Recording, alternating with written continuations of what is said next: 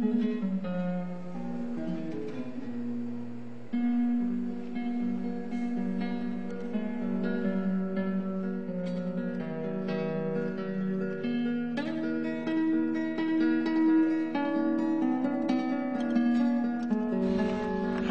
Speaker, in the West Gallery today we have several guests who are here in honor of the centenary of the Salafit and the Ahmadiyya movement in Islam.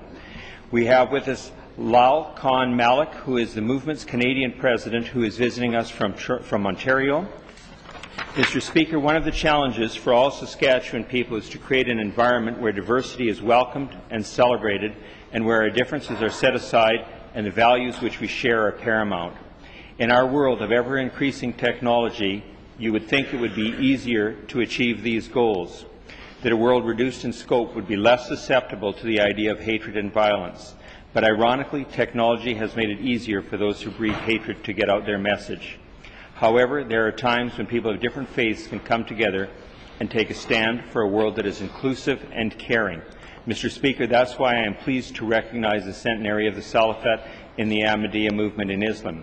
The movement, which has members in my constituency of Saskatchewan Southeast and throughout Saskatchewan, carries a simple message: love for all, hatred for none. As founder Hazrat Mirza Ghulam Ahmad wrote, "It is our principle to have sympathy for the whole of mankind. If a person sees that fire has broken out in the house of a Hindu neighbor and he does not get up to help in putting it out, I tell you truly that he is not of me.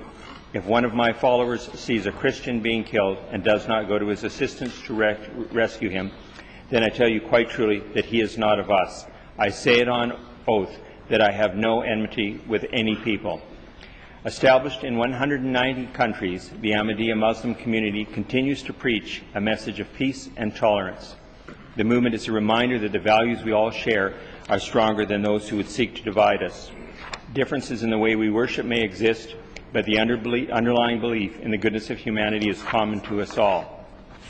As the Ahmadiyya movement in Islam celebrates this centenary, I would ask that all members of the legislature recognize their commitment in reducing strife in the world and building a society based on respect and understanding. Mr. Speaker, these gentlemen will be outside in the rotunda shortly following question period. I would certainly like to invite all members to introduce themselves and to meet these people, and I would like to thank them very much for being here and for their contribution to humanity and peace in our world, and ask all members to join with me in welcoming to their assembly. I recognize the member from Regina Mr. Speaker, I'd like to also join in welcoming the members from this Ahmadiyya movement in Islam. It's well that we acknowledge the leaders of various groups within our community, and it's especially a treat to welcome the Islamic leaders here. We know that they are contributing greatly to our country of Canada as well as to the whole world, and we very much appreciate having them there. So I urge all members to welcome them. Thank you.